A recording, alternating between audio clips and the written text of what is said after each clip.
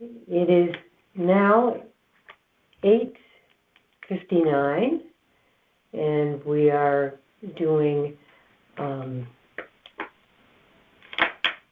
number 424 appeal at 111 Sunset Avenue. I have with me Jennifer Barris, and who's the appellant, and my name is Laura O'Brien. I think I said 111 Sunset Avenue. And just to check, Jennifer is asking the valuation to be reduced to $695,000 even from the town's value of $734,900. I have a question. I would like to revise that. Well, we can talk, but that's what you asked for. That's on the high end, the 650.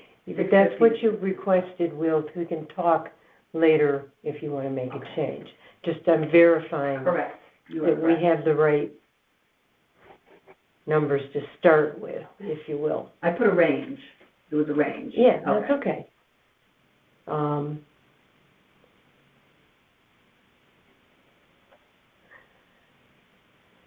that's on there. Now I have to swear you in. So do you solemnly swear that the information you shall give concerning the assessment appeal now in question shall be the truth, the whole truth, and nothing but the truth, so help you God? I do. Thank you. If you would sign there.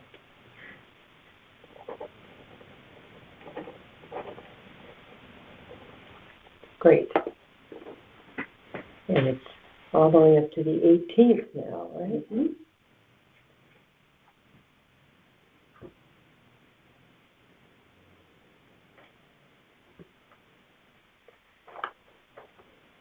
Okay, now we can go into your proposal and why you think this should be reduced from $734,900.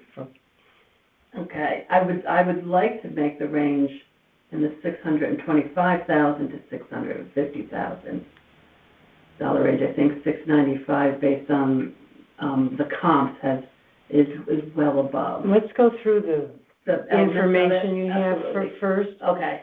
Because I can't make any comment until I see it. Okay. And we won't decide today. I realize that. Okay. Yes. And I have submitted a presentation. You don't have that, right? Or you? I don't know when you say presentation. Oh, yeah, no, it is there. Okay. Is that it? Yes, it is. It's not necessary. I just wanted to see if you had it. I'm sort of going to use it as my guide, but there's some photos in there. This is at 111 Sunset Avenue. It's east of North Benson. I'm trying to think of that. It's over near Gould Manor. You'll know okay. that. And my primary argument is my property line abuts the Army Reserve Center. Yeah. So I'll give you some locational. I know where you're talking.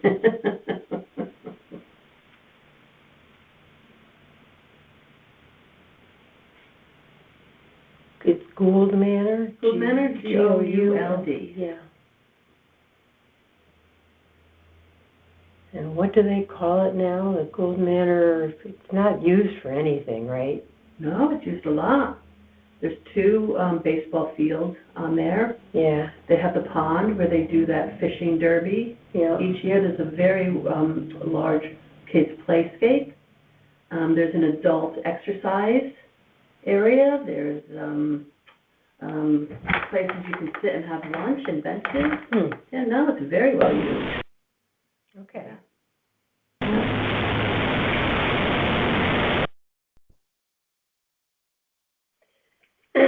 It's 9:37, and we are doing the hearing for property card 590 at 432 Roland Road. And I have with me Patrice Foodie, okay, who is an owner.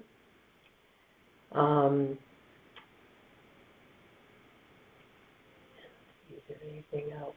And it's March 18th, 2026.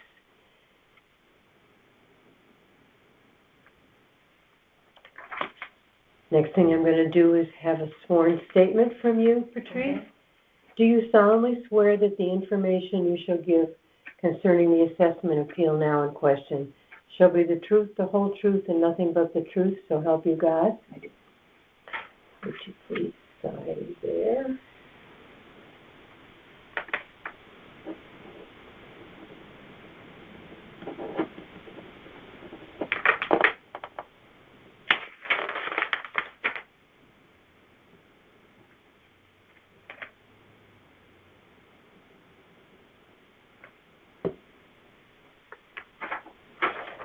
Okay, the town has valued this property at $2,667,025, and you've requested this to be reduced to $2,300,000 even. That was my guess, yeah. Okay. You want to give me the highlights of why you think that's an appropriate number? Based on comparisons of some other addresses, shall I give you the piece of paper? Mm-hmm. 35 Millard Street. I have 3. Am I allowed to talk about 3? Yeah, let's go through them quick. Okay. 35 Millard Street, MILL. ARD. Okay. Has comparable square feet, 3985. 3985 square feet. Land, much more land, 18.3. Are you going to leave these? I can leave them, sure. Okay. Yeah. Okay. Yet their appraisal is $2,141,200. $2,141,200. And it was sold on 1/22/26. For that amount? No, for more, for 2,525. 2525 even? Yes. Yet it is appraised lower. Okay. The next one, 149 Oyster Road.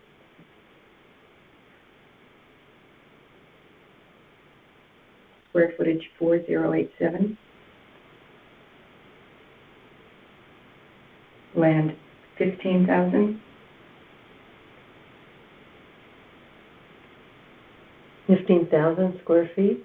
Did I say that correctly? Forgive me. 15,200 actually. 15,200 square Okay. feet.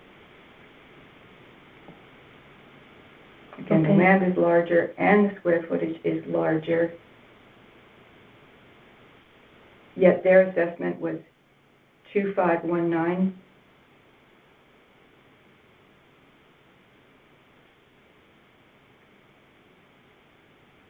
Versus my 266. But it's always in reference to what mine is, so. Yeah. And the last is, the sale date for that one was 6/25.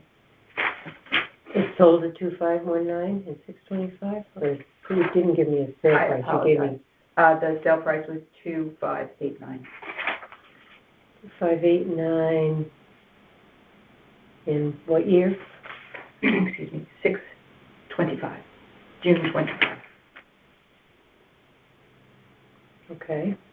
And the last is 42 NORCLIFF Northcliffe.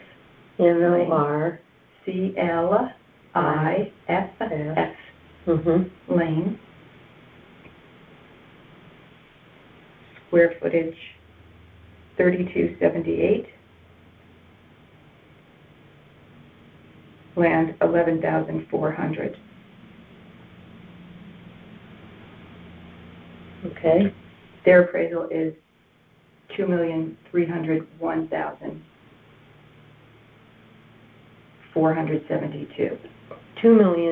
301,472. 2301 Mm-hmm. and then 472. And their sale was on March of 2025. the amount $2,285,000. That's a considerably smaller home, right? I don't know. I haven't looked up at your square footages. Mine is 3,349. Okay, but it's smaller than these two, and it's a little smaller than yours. Is it? Okay, I thought that was pretty close. 3278 versus 33 something. Yes, it's like 100 square feet, and Okay. the land is comparable. And then, if I may just add a general comment, only last year they started where people can get their own rate with the realtors rather than pay the automatic 5 or 6%. Mm-hmm. And I don't know how many people have taken advantage of that, but certainly I would try to get it down to 3 or 4%, and I understand people are accepting that. And that can reduce the price of the house by as much, in my case, as $500,000. I can't take that into consideration. Oh, okay. Because I don't know what's going to happen. I don't know what has happened. I don't know what's going to happen. Right. It's not a constant thing that I can hang my hat on. Okay. You know what I mean? No, I know. Yeah, that makes sense. I predict that's going to change things, but it's a prediction. We don't know which direction it's Yeah. going to change them. Yeah. In theory, and this is just me talking, but in theory, the home's value is what the home's value is. And if you're going to pay the agent, you'd like to pay the least you can, but the home value didn't change because of the agent. I would be willing to take less for the sale in order, but that's, okay, I understand. But if everybody's using an agent that's less, it doesn't change it. It would be a constant change, yes, okay. So you can't really know how to factor it in. And a question for you too, which isn't an official question, that's yours, I suppose. Yes. Do they ever talk about doing anything for retired folks? Is there any talk in town about making out a rate? There already is. Oh, there is? Not in the assessed value. Yeah. They don't monkey with the assessed value, Uh-huh. because that shouldn't matter whether you're retired or working. But if you're over a certain age Mm-hmm. and below a certain income, you can go to the town tax people and get a reduction in your taxes. Okay, I will have to look into that. I haven't been aware. I forget what they call it, Mm-hmm. but you can find it on the website. If you ask the assessor's office down there, they'll tell you who to go to. I don't. Okay, I don't want to take too much of your time. I appreciate that tip, and I will go downstairs and I'll find out how I can inquire. Because when I built this house, I said it was my final resting place. Yeah, I hope it's, yeah. No, Yeah. but that's entirely separate from the assessment, because we don't want to be monkeying with assessment, because the next person Is not who going to buys be that same parameters. Yes, understood. But you are retired. How old are you? I'm 70 in 2 months. Yeah. So. You're young. I'm I 75. believe I am. Well, aren't we great? Aren't we better than our grandmas were? Right? Yeah. I mean, seriously. Or my mother, who at this age we had Alzheimer's. Mine was bedridden for the end of her life. I'm going to give you these pages just because she had such bad osteo. Her spine just collapsed. Yeah. And my sister, who's 2 years younger than me, has Alzheimer's. Well, I'm sorry to hear that. That must be very That's good. This must be very hard. Very hard. Anyway. Okay. Okay. So These are, okay. this refers to the 3 properties. who's yours? Maybe that, yeah, that is, It's cute. it is mine. I designed it myself. I did. It was my lifelong dream, and I designed it without an architect. I did. Ah, I had so much fun. yeah. And you should see the roses in the back.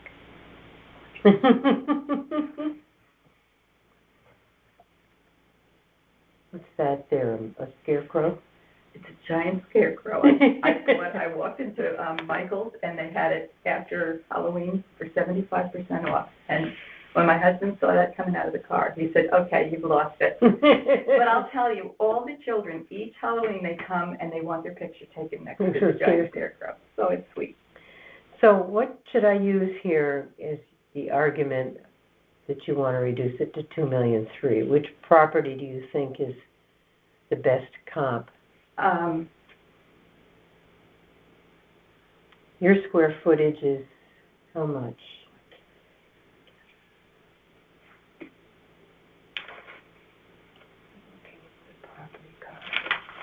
Dwelling. Great. Eyes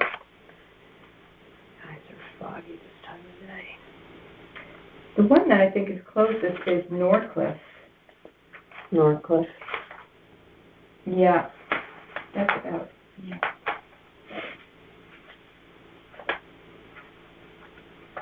I think that's the one I choose to use because it is a year old. Mm-hmm. And there's another that's more recent. I don't know if they would go by how recent it is. Total gross living area.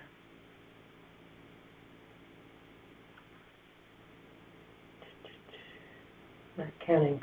Well, all praise garage for you is 3,349.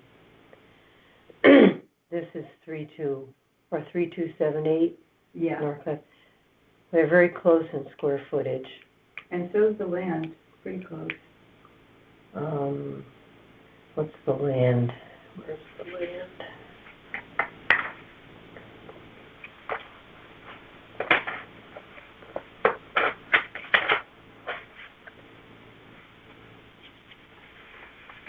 Land is 12,750.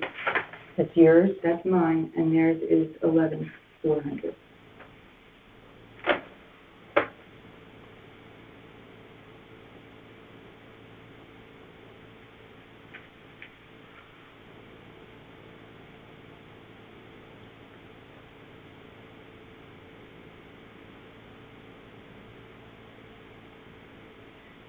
But the Millard Street is bigger. Are they going to be comparing the appraisal rate or the actual sale price? It depends on when the sale price was. If the sale price is recent, they'll be using the sale price, I believe. Because that's the whole concept is What's the truth about what you can get for it? what's Well, I think I would prefer to go with this one if that's considered recent enough. can't tell. I apologize. 42 Norcliffe. 42 Norcliffe, and it sold in It was June. June of 25? Excuse me, March of 25. March of 25. Yeah, it's recent enough. I think that would be a good Yeah. comparison. So, Okay. and that's very close to your requested value of $2.3 million. It is. So that hangs together. Hard to believe. But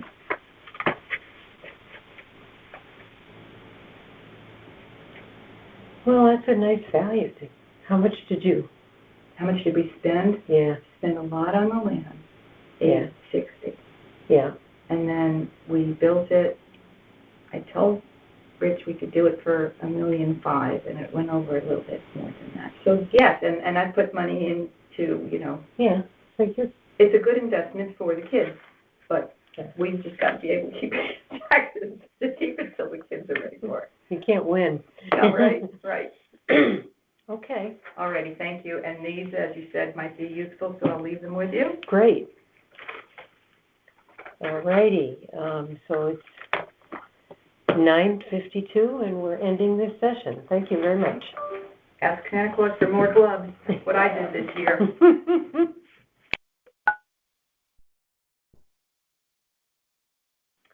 It is now 10 a.m., and we're starting the hearing for property coded number 594 at 1054 Fairfield Beach Road. My name is Laura O'Brien, and Mario Capola, Esquire, is here to represent the owner.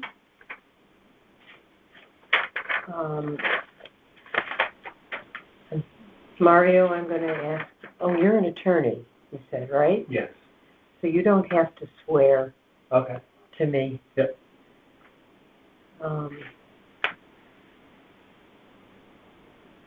So we'll skip the sworn statement part of the interview. So this property, the town has suggested a value of $983,349, and there's a request to reduce it almost in half to $500,000. This property would be a tear down, and it's a small home, and we have not gotten an appraisal yet. So I hope that, for estimated value, we don't know going into these what the appraiser is going to come in at. And so on this one, we haven't heard back from the appraiser, so I don't have an appraisal. If we get one prior to your deliberation session, we'll submit it, but I don't have anything at this time. I would just tell you that it's a tear down. More than likely, it's a very small house. And potentially, if it's not a tear down, it may not be a tear down because of the FEMA regulations, and the FEMA regulations may, in fact, just restrict what you could do as far as rebuilding it. But it's very small, and so it is what it is. That's my presentation there, very brief. Is there a picture in here? You have the field card, and if I could be helpful, if I could see it for one moment, I could just. That's it? Yeah. So the property is it's not raised. The style is bungalow. So it's what you call a bungalow style. It's a very, very old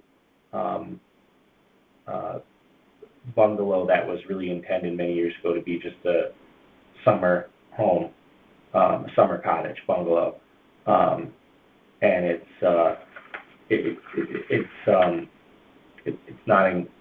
old, and I think anybody who would purchase it would want to redo it or knock it down. I don't know if you're able to knock it down under the FEMA regulations because you have restrictions on how much you could spend to rebuild something there.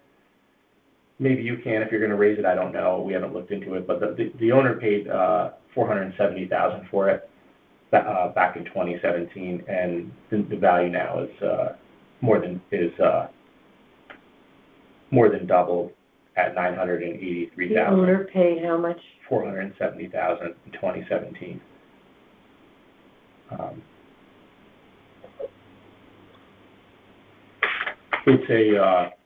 It's a very small. It was built in 1947, and just to give you an idea,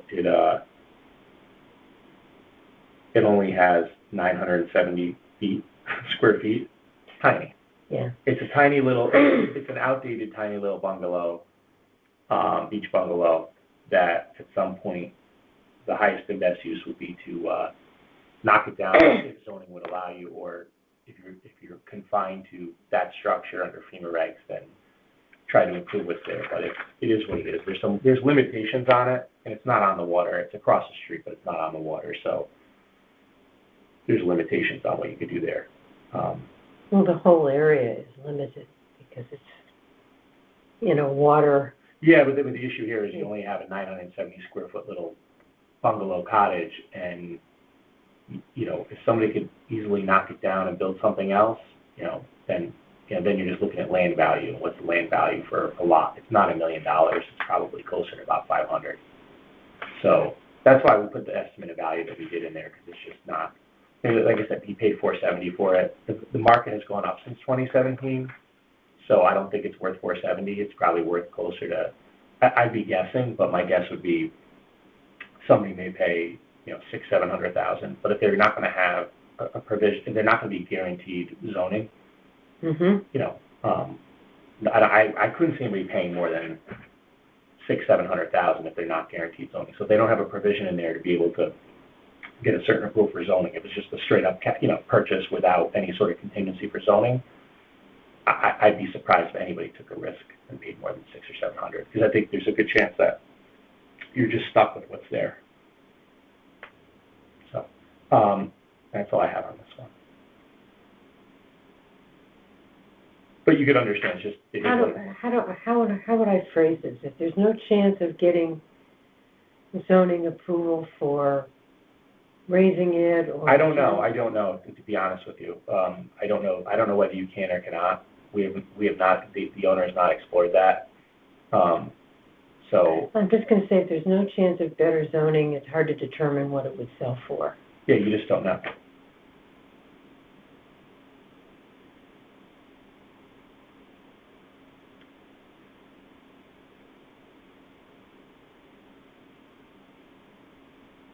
I think the best way to value it is just as a very small vacant lot, or as it is existing, a 970 square foot little house, which you just can't do much with. Except for the students. Yeah, I guess. Maybe. It's still not a lot of space. The next one is 48 Harbor Road. This one is still. Okay. I'm all set. This one, I've got to keep them together. Thank you. Thank you for your time and consideration.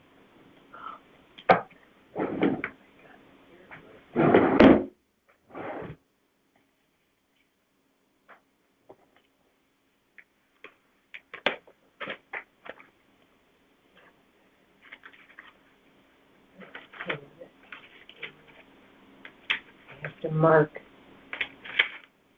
the appeal number. Okay. So the next one is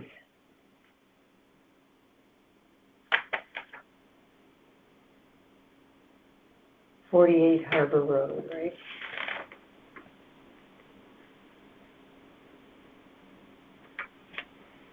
Yes.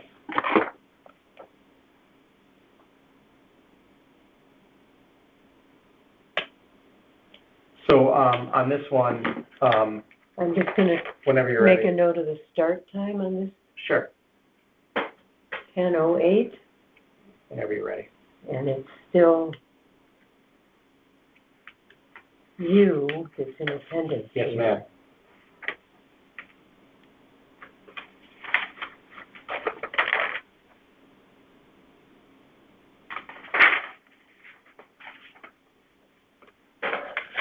Okay. Don't need to sign you in. I don't need to swear you in.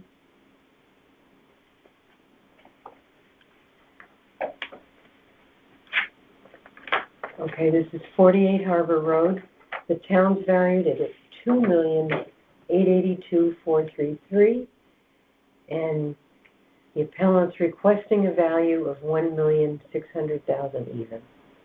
Yeah, we'd like to amend that request. Well, we'd like to amend that request, and we're going to amend it. Are we on the record? Yes. Oh, yeah. Didn't I start it? I don't know. Did you? I'll tell you what. Starting again for appeal number 595 at 48 Harbor Road.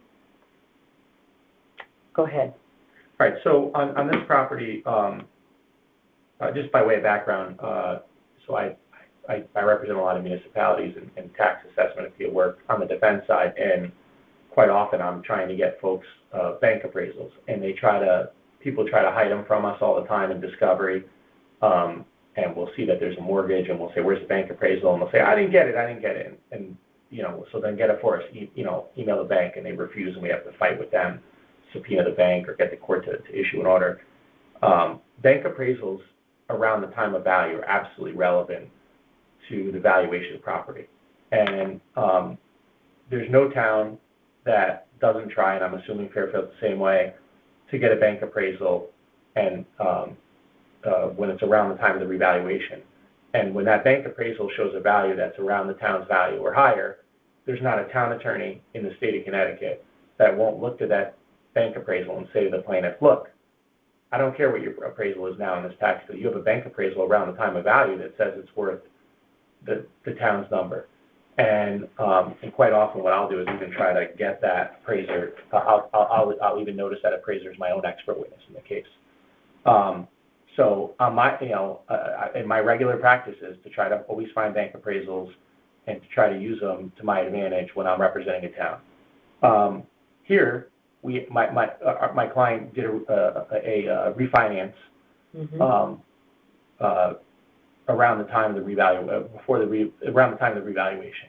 And I could also tell you that myself as an officer of the court, I remember at the time when he did it, and he specifically wanted to try to get as much money out of the house as possible for some other investment opportunities. So he was hoping that the bank would find the highest value possible so that he could get the most amount of money in his cash out refinance, frankly. And so if he was here, he would testify to the same thing. That was what his intent was. And that's my also, understanding from communications with him, the broker at the time. The appraisal came in at the bank did an appraisal came in at $1,725,000. So there was a bank appraisal on this property. Yeah, and I'm submitting to you 3 copies of it. Okay. So that you and the other BA members have it, and it's for $1,725,000. And the effective date of the appraisal is November 17th, 2025, which is around the time of the reval. Mm-hmm. I could tell you that every single time, if this appraisal said, let's assume I file an appeal, okay, and I come in with an appraisal for $1.5 million, just hypothetically, and at some point the town's attorney finds out we did a refinance, and he says, you got to produce the bank appraisal, and we do it. The bank appraisal, let's say, is $3 million. The town's attorney is going to say, listen, you got a bank appraisal for $3 million. That's the value. Doesn't matter what your appraisal is in this case. It's the bank appraisal, which is within 2 weeks of the revaluation date. Well, here we have a bank appraisal within 2 weeks of the revaluation date. It happens to be at $1,725,000. That's what this property is worth. I can tell you that I've been inside the property. I've been out, in and out of the property recently, and to evaluate it. And it's a nice home, but it's got a lot of what we would refer to in appraisal practice as functional obsolescence, because it's an old home that's been redone over the years. The original age is 166 years old, and 166. Yes, and it's got a lot of functional obsolescence and probably some economic obsolescence, because there's rooms that are bigger than they should be. There's areas of the home that are not really very usable, but there's for the amount of space that's there. But there's absolutely functional obsolescence, because functionally there's a lot of deficiencies in the home. A room leading to a room. It's kind of a hodgepodge type setup. So it's certainly not. It's certainly got some issues in that regard. It's probably charming. It's charming. It's functionally obsolescent in so many different ways. If you go in the house, you'll see. But yeah, it's charming. There's 3 comparables referenced in the for sales referenced in the appraisal. In the appraisal. And the sale prices of those comparable properties was between. This is all in the appraisal, between $1,476,000 to $1,725,000. Can I just write that down? Sure. $1 million what? $1,476,000. $1,550,000. And the third one. Well, the range is $1,476,000 to $1,725,000. Okay. And so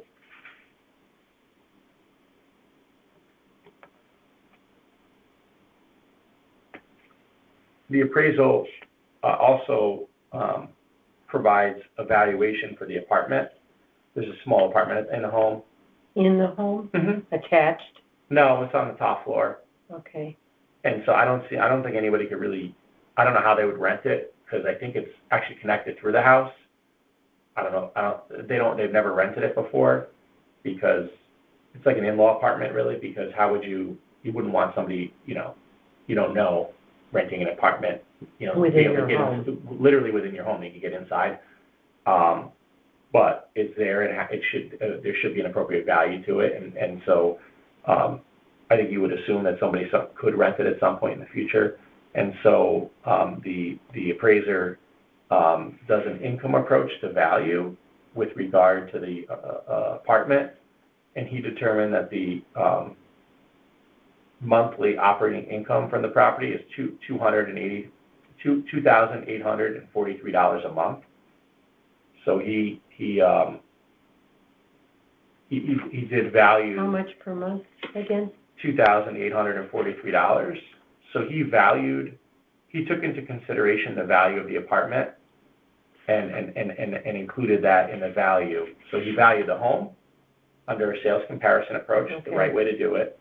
But he did an income approach on the apartment, and he added value for the apartment based on what income he anticipated it How could much generate. value did he add then, total?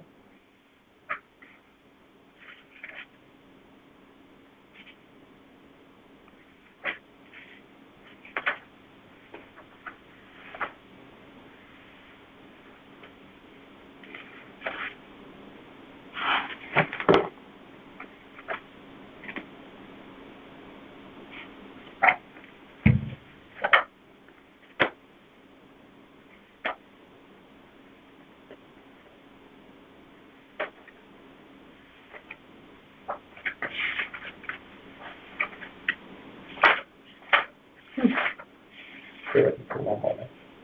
His final value was $1,725,000. For the apartment? No. No, for the home and the apartment together. Yeah, I'm just trying to get you the breakdown. yeah, that you gave me, that's right.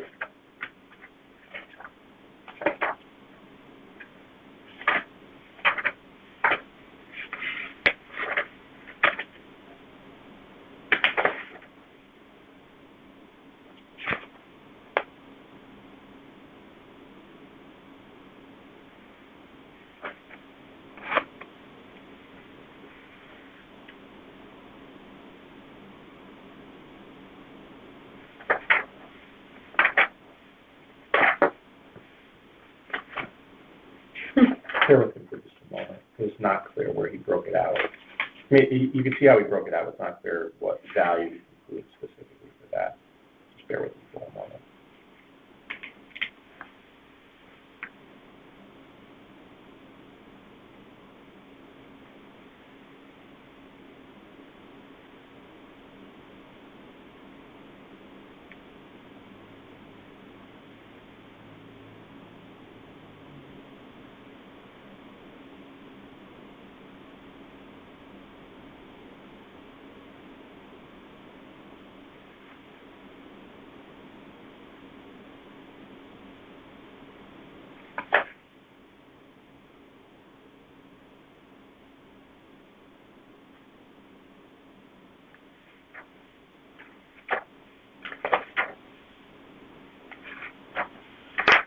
So what he did was he did three approaches to value. He did an income approach. He did a sales comparison approach, which he determined to be the most relevant for this type of property. He did an income approach, income capitalization approach, and he did a cost approach. For the sales comparison approach, he determined a value of $1,725,000. For the income approach, which included income associated with what the house would rent for as well as with the apartment, it concluded a value of only $1,185,000. So the sales comparison approach of $1,725,000. that includes the home and Yes, the it does. apartment. But then he did a separate income approach on the Yeah. entirety of the home, and the income approach derived a value of $1,185,314. And the reason why is because, so if somebody was going to buy this house, they would pay more money if they were going to buy it, frankly, with the intent to live there on a set. They're going to the highest value that you would derive for a house like this would be based on comparing what similar homes would sell for in the marketplace.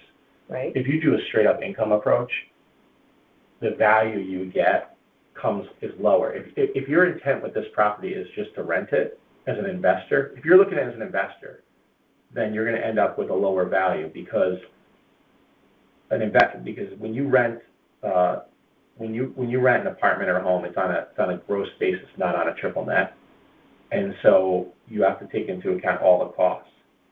And when you consider all the costs, when you consider what the projected gross, what's the most you could rent a home for, what's the most you could rent an apartment for, and then you subtract the costs, which typically in the marketplace are probably around 40% of the gross. Because within your expenses, you have to have a budget for maintenance. You have to have a budget for reserves or replacements because things break all the time, need to be replaced, especially in an older home. The net you then get a net operating income number, and then any investor is going to apply a capitalization rate, which is a rate of return that the investor wants to get on that annual projected net operating income. When you go through that exercise, the value you come up with is only $1,185,000. Whereas if you instead looked at, okay, I'm going to buy this house, but I'm going to base my decision to buy it, what the value is based on what other comparable houses are selling in the marketplace, then based on that approach, it's going to yield a higher value. It's a different number and it's higher. Yeah, but he did go through the exercise of doing an income approach. So now if you ask, just with regard to the apartment, it's considered within the sales comparison approach as just additional square footage within the home, and so it's there. But again, he valued it also on the income side as well, just to do both ways to see. And the highest value clearly is the sales comparison approach. He did not take the sales comparison approach and income approach and add them together and include a value that way, because it would come up with a lower value. What he did was he said, he did a cost approach, he did an income approach as secondary approaches. They're not the best ways to value this type of property, but he did it just as a double check. So he developed them, concluded values there, and then he said the highest, the best. This is the bank appraisal, right? Yes, the best appraisal methodology here is a sales comparison approach, and that's what he used. So he did secondary approaches, but he gave 100% deference to the sales comparison approach, which was $1,725,000. Okay. The bottom line is that this is what the bank thought the property was worth, and they're willing to lend money based on that. Sure. And just for background, this owner also had a relationship with the bank with a lot of other commercial properties, and so if they're going to go out of their way for somebody, it was going to be him, because he has about 10 other properties with them, commercial. So he certainly had a good relationship with the bank. And I've had cases where folks will say, I'll say, listen, you had a bank appraisal for our value, around the time, within a year of the revaluation date or 2 years. Here it's literally on the revaluation date. And folks will say, well, I had a good relationship with the bank, and of course bank appraisals are going to be higher. They want to be able to lend money. This bank had every intent to have the highest number possible, obviously, to be able to lend on it for him. But at the end of the day, this is where the appraisal came in. So, I think from a town's perspective, you can't have it both ways. Every town, including Fairfield, is going to look at a bank appraisal at the top, as of the revaluation date, and say, look, here's a number that that you plaintiff have benefited from in a mortgage.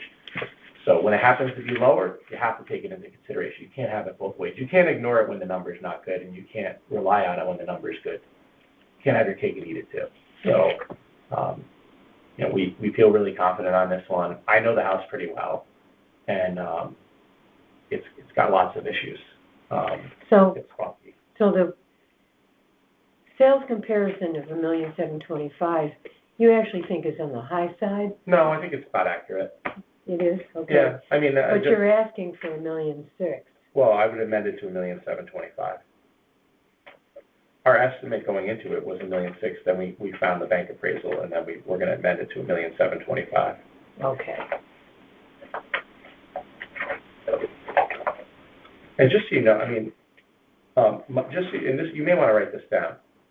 Hang on a second. The property owner paid, I mean, just for whatever, well, I mean, somebody may look at sales price. Okay, He paid $1,662,500 back in 2014. And he's pulled 1662 and he's pulled permits to do work in 2016, 2014, 2014. September of 2014. But, and he's pulled permits to do work in the house over the years, but, so he's done work. I don't think the work he's done really adds a lot of value because there's things he did that he wanted to do for himself. For example, his mom was old at the time, and it was a big deal for him to be able to have her live with him. And so that was actually one of the reasons he bought the house. And so he did some things in the house to accommodate her to be able to live on the first floor that don't add value to the house, probably take it away.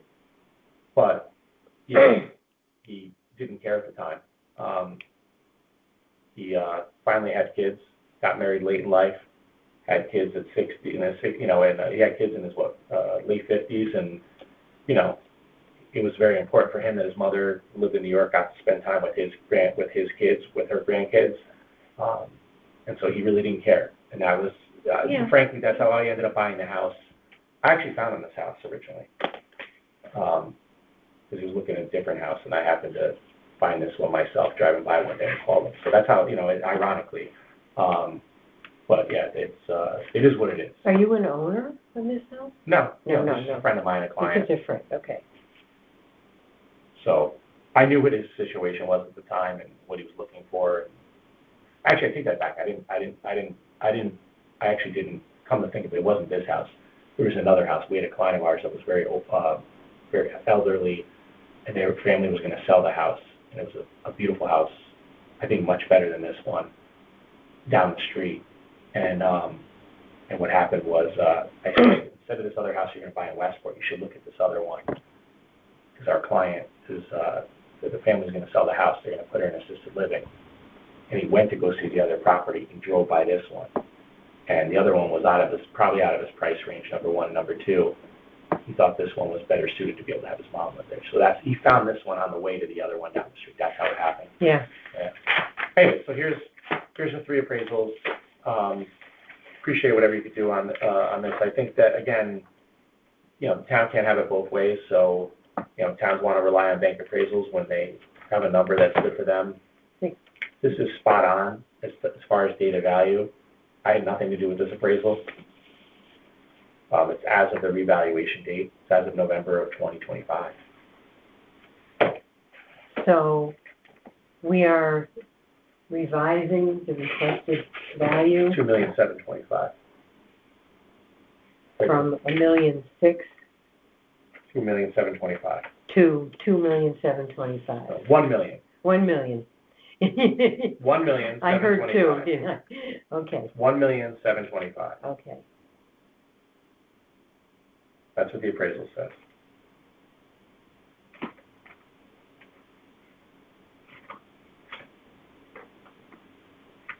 Okay. If anybody wants to come see the house and see the issues that I've referenced, you're welcome to. Well, I don't know how the board, I'm only one person on the board. I'm just saying, if anybody wants to, they're welcome to see the house. Yeah. They could drive by, too. They could go inside if they want. They don't care. Mm-hmm. You can see the deficiencies when you're there. Okay. Thank you. Thank you. Got both. All right, all set. Yeah. All right, I have a make good sure one. I've got these numbers on everything. Okay, thank you very much. You have a good day. You too. And where's the assessor's office? Hold on a second. It's 10:30 and I'm closing this call. So I'm doing appeal number 549 at 10:34 a.m. on March 18th. And I'm here with Richard Morgan, Yes, that's correct.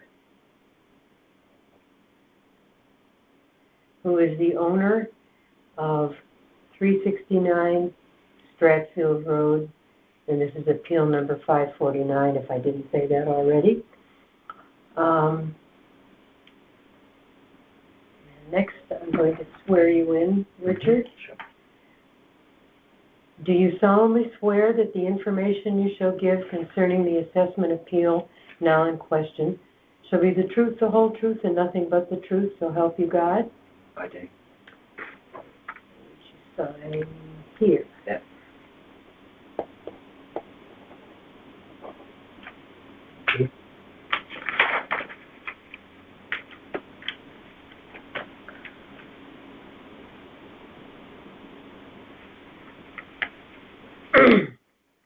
Okay. So what is the case you would like to make to reduce your value? The town has said it's worth $843,500, and you're requesting $600,000. Yeah. So, well, firstly, it seems to be down as a four-bedroom house when it's a three-bedroom house. So, There is attic space, a walk-up attic which is for storage, but certainly not a bedroom because there's no heat in the large room. There's no heat, there's no closet. No closet there. So let me see how this is shown on the card here.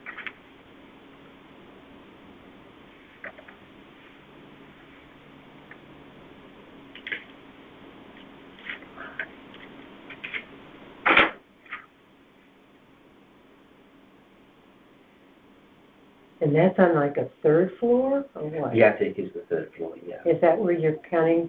There's three bedrooms on the second floor, and I guess the fourth they're counting the attic space as a bedroom, but there's no heat in the large room up there.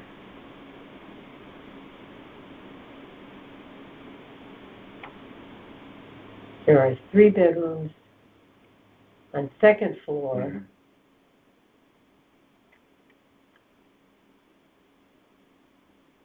Attic space is finished or unfinished? It is finished, yeah, but it's more of a storage space. Finished, not heated.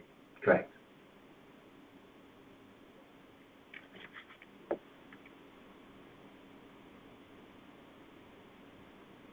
No closet.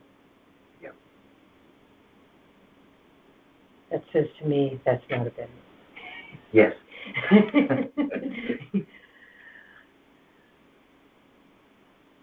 Okay.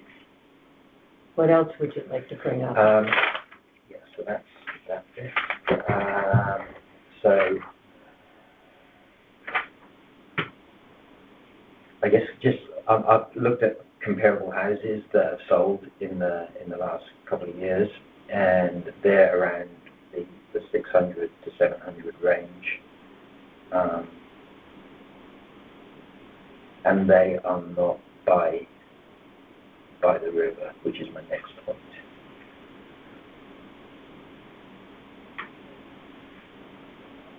Not in flood zone. Yeah.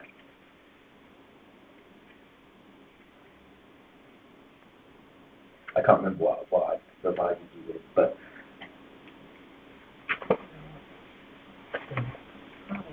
Too much in there. Is that the same as no? yeah, that is. It's a smaller version. Yeah, this might be better to look at, which I can leave with you. So this is our house. This is Rooster River, which you're familiar with. Obviously, this is the house. This is the FEMA flood zone. Since we've lived there, we flooded three or four times.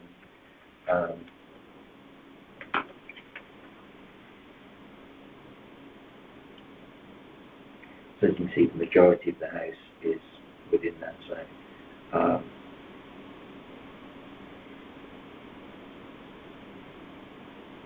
And the cost of insurance, flood insurance, Okay. it hiked it up a lot. Yeah. I didn't include, but these are some photos from the last one. This is our basement. We had about 10 inches of water in there. This was when it was actually going down. This is the backyard.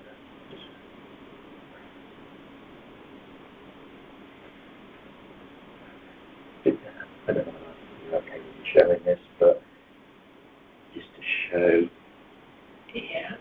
And I'm not gonna be able to show that No, to I the know, whole but committee. this is a that I can- screenshot that from I it, can, but you yeah. can see it was Yeah. like, and this is the river like a week before. It's about 8 feet from the back wall to the base of the river, so you can imagine how much water I can only imagine. there was. And as I say, this has happened multiple times. We've had a lot of damage in the Did you know it was in a flood zone when you purchased it? No. No. Damn. I know. It would have altered things. Now, even 2 nights ago, we now have a camera out back, and on the opposite, the neighbour has drawn lines on a tree so we can gauge it without having to go out into the rain. But it is nail biting when it happens multiple times a year. So that affects the.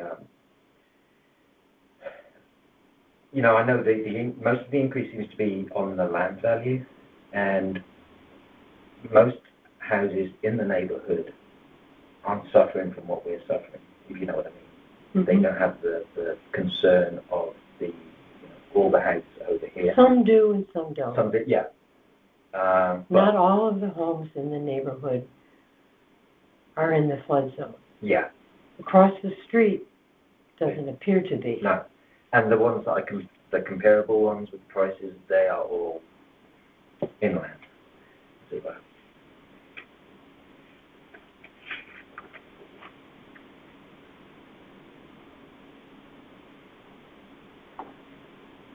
And yeah, all of the backyard is, at the end of the backyard, faces onto Rooster River. Right.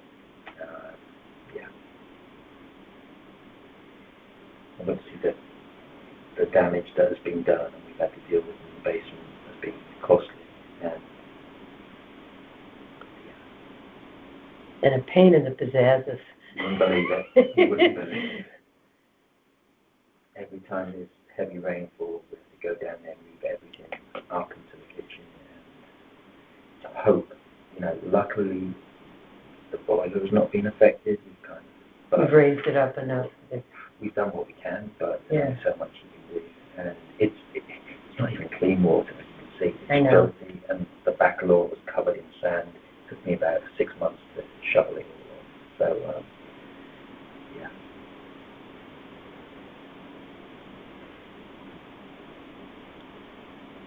I understand there's work proposals to remediate this Yes. problem. Yeah, Hope that happens. I know. I went, it was during lockdown, I went to one of the meetings it was online, and they were talking about doing something at Owen Fish Park and somewhere further down to alleviate when this happens, but as I said, that was 3 or 4 years ago, Yes. and nothing's happened since. So it's ongoing. It takes a lot of permitting and I'm sure all it sorts does, of things. and It's cost, not, yeah. yeah, and approvals and Mm-hmm. number of people have to be involved because it starts in Bridgeport. Yes, The of problem. course, yeah. It's not just in And Fairfield. Trumbull as well, yeah. Yeah. So Yeah. I sort of followed it because I live near the You've got an river, interest. even though I'm not going to Yeah. be. But the condo development could be impacted, Yeah, which can affect all of us because we Yep. all have to pay for it. yes. Cool. Okay. So that's the big one. And then the final one is just the high traffic footprint on the road. I've been on to the CT dot, and the average traffic per day is over 10,000 cars, and between the noise, the privacy, driveway safety, compared to houses that are off Stratfield Road, certainly notes the traffic increasing and becoming noisier over the years. Of course, that's still, you're not the only house that's affected by the high traffic. On Stratfield, yeah. Yeah. Yeah. You're not the only one. Yeah. And it's always been kind yeah. of high. And we knew that going into it, but So I'm not sure how much yeah. you said the board will take that into consideration. Yeah. I just wanted to mention that as well. It's true. Yeah. I know. Yeah. I gotta get out of into the road. I know what it's like. Yeah, and people don't adhere to the speed limit, and yeah, Oh, no. it's crazy. It can be crazy at times, and the noise in the night, it's got weird. Okay. Anyway, so yeah, I guess the flood zone is the main one.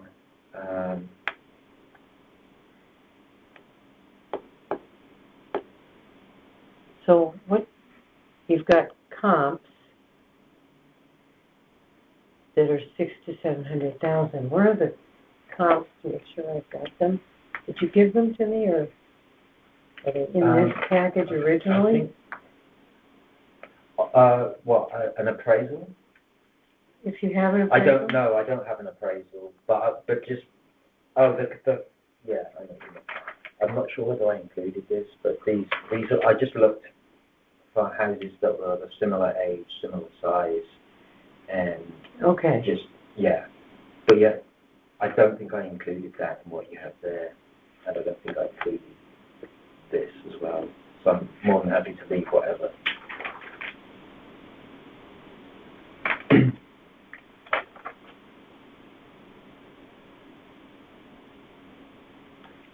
Are any of these in a flood zone? No.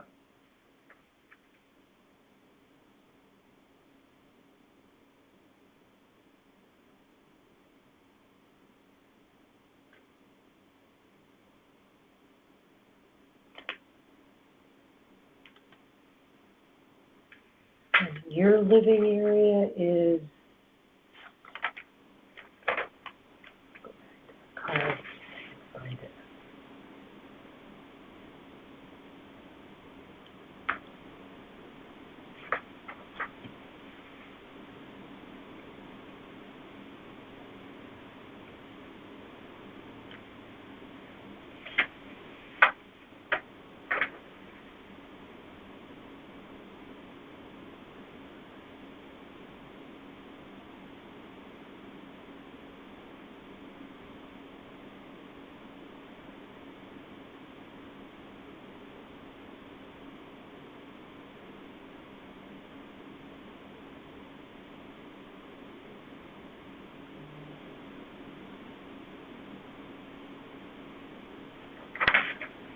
Find it.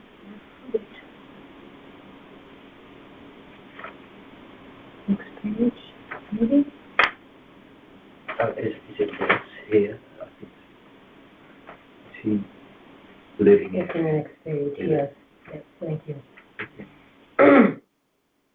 living area?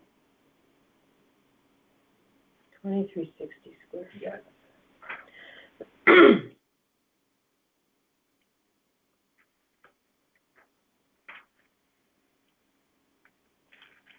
Because I'm just trying to compare them to your comps.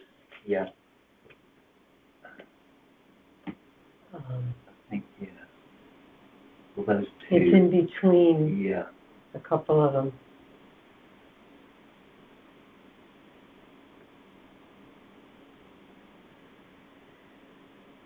Your request at 600 is lower than all of these. Mhm.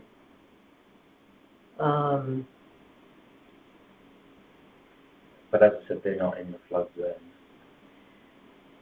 Yes, I understand.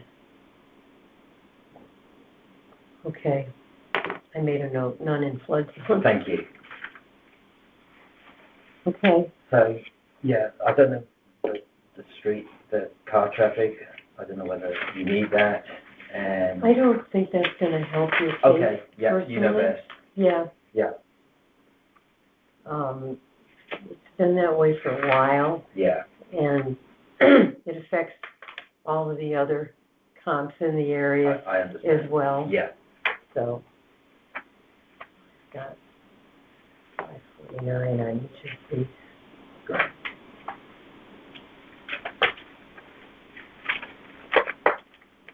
Okay. Looks like I've got it. Okay, very good.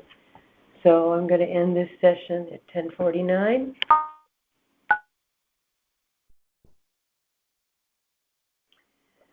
And we are starting the hearing for property number 966 at 11 a.m. Appeal number 966 at 945 Saskill Hill Road. And I have with me Jeffrey Byington, an appraiser, and Daniel Fitzgerald, the owner's attorney.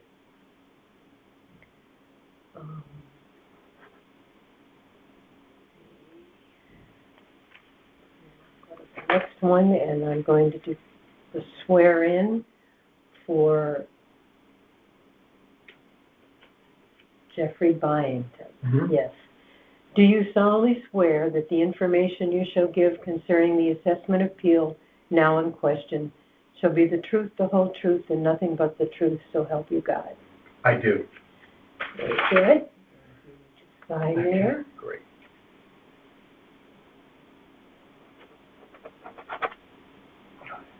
I think I'm having to lose a little bit of juice. Is that okay? Yeah, Okay. it seems to work fine if there's more Mhm. underneath it. I think it gets to Yeah. press.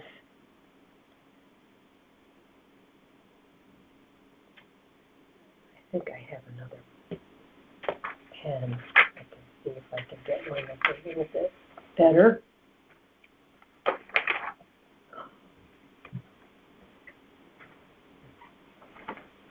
They don't supply pens. You got to bring your own.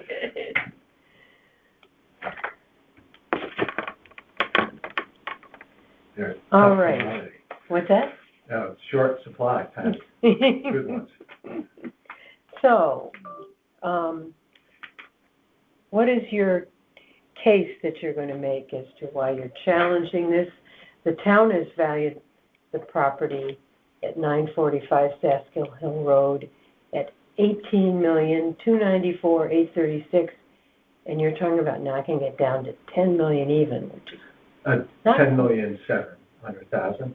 it's not what's on here, but Yeah. you want to change it, 10,000,007? Yeah. Yeah, that was a preliminary number. Yeah. And I'll let Jeff explain his appraisal.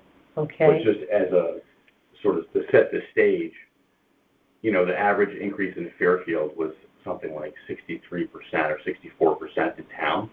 The value of this property rose 330% Exactly. from the last valuation. So From 4 million and change to 8 million, 18 million, So it's 330%. 330%? 330%. yeah, so when you look at the 18 million and say, well, 10 is a large reduction, you're correct when you look at the number. But when you look at the way it changed, which Jeff will explain, Yeah. it's an extremely high increase without real Right. justification. But I will let Jeff is the expert, and he's the person you want to hear from. But Well- that was one of the points I was going to make. I'm glad Dan made it because it's key. I'm not sure what happened with this valuation with the town, but we can. So the last appraisal was how much? The last one was 4 million.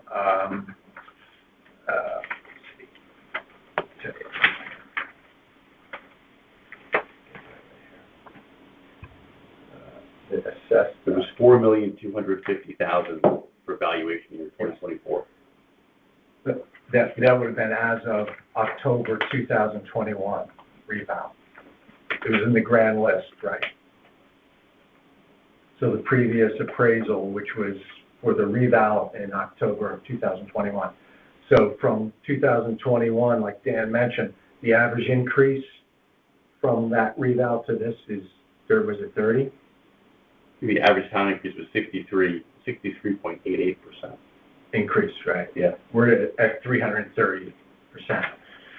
So this appraisal was 2024 appraisal. Is that what you said? This 4,250,000? Did I write down the right year? That was on the grand list of 2024, but that reflects a value as of, the revaluation happens every 5 years. Right. So that was as of October 2021. So you can expect increases of 40, 50, 60% since 2021. Right, Yeah. so that's the previous valuation that the town put on it, 4.2. We're now at 18. So, and your first name again, I'm sorry? Laura. Laura, okay, Laura. So, Jeff, before you get into it, that jump, there wasn't any construction in between, right? There was another nothing. great point. So the house was built in 1997, so there's been no additions, and there's been no updating. That was Okay, so as it's built in exactly- 1997. Mhm. No additions or updates since. Correct. So like, I think what Dan was mentioning is, a lot of times someone will buy a house and they'll put a 5,000 square foot addition on. Add a pool. Or something like that. Nothing has changed since that. You might have done work inside, Right. I'm guessing, but I don't know. Actually, I'm gonna show you that almost no work was done inside. But it was built in 1997. It's not like Right. it's ancient. Right. It's true. But You're right. But you know, the funny thing about real estate, updating, generally the market expects updating every 10 to 15 of years. some sort, yeah. Yeah. So, this is obviously 24 years since being updated. And you'll see from the photographs, I took a lot of photographs of the property. So Laura, this actually, our client bought this property in 2018 after it was marketed for, since 2009, it had been marketed. Here's a history of the marketing of the property on MLS. So it started, if you look at the bottom, we're going to start at the bottom of the page. It shows in 2009,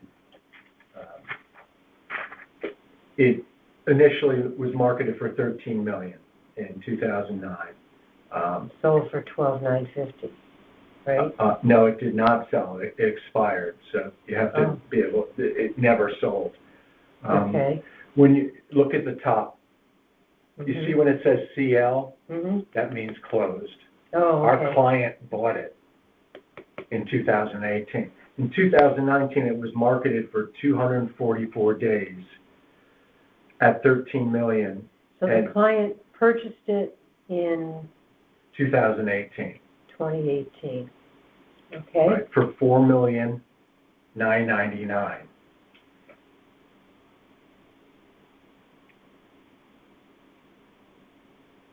Okay. This is really key to the marketability issues with the house and also the argument to the town's number. So they bought it in 2018 for Call it 5. Yeah, $4 million. What was the close price? $4,650,000. Okay. Right there. Initially, this was marketed at $13 million in 2009, and they couldn't sell it in 2009 at 13. So they dropped the price to $12,500,000. 2019. 2009. Marketed 2009. 2009. Yeah. Sorry. Market listed for how much? $13,950,000. But it didn't sell. It did not sell. It expired after 244 days. It was relisted for $12,500,000 in 2010. I'll go slow.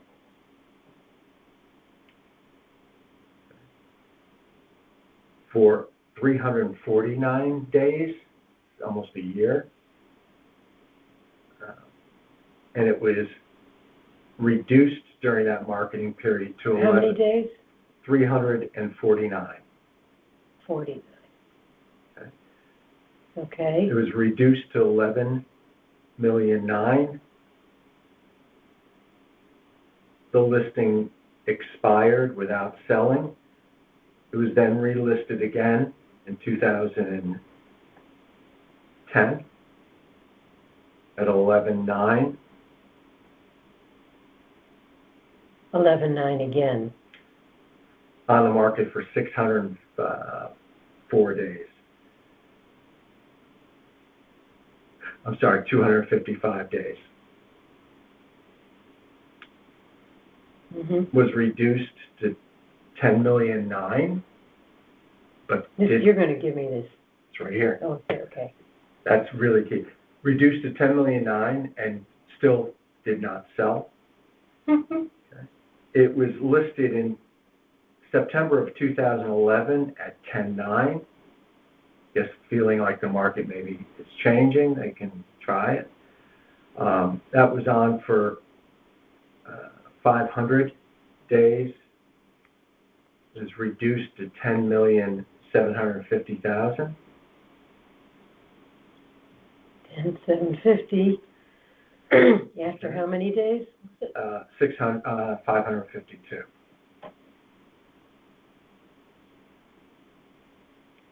Property doesn't want to sell.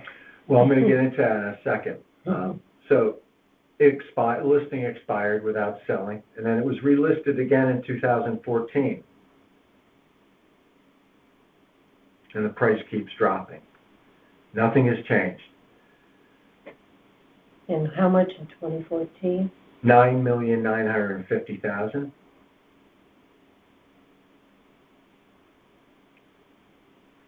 Marketed for 485 days. How many days? 485.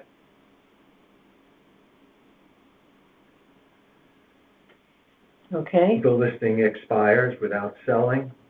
Couldn't sell it in. That's a lot. This is a lot. These are large time frames. It was relisted again in 2016 for 8,650,000. 8,650,000. Okay. Marketed for 323 days. Big chunks of time.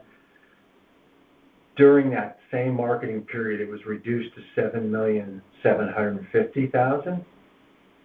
We're almost done. Okay.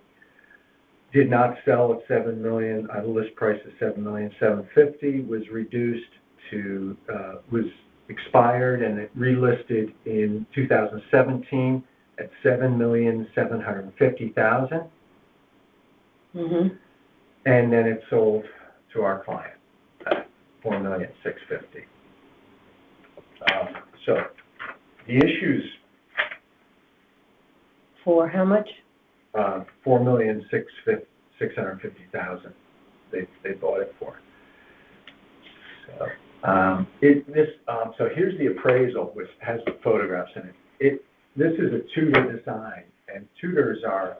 So what the town of Fairfield did in this valuation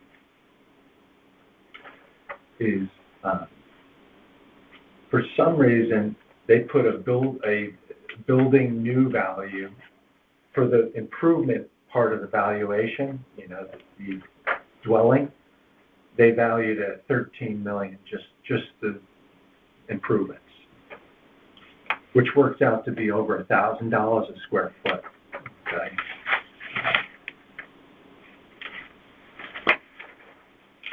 So that's a number, I think, that they may have assigned it because this is a Tudor design.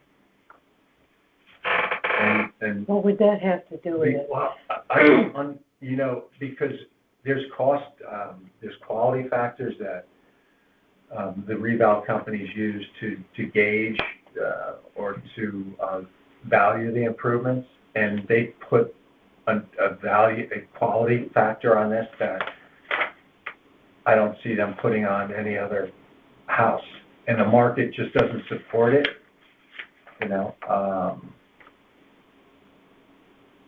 I don't think anybody would want to build a house in that location, even at 15 million.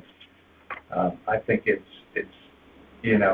there's a lot of obsolescence built into it. So the Tudor design is all stone and fieldstone on the outside. And so by its nature, it's an over improvement. It's very difficult to reproduce it. I think what happened is a reval company put a very high number on the cost to construct this.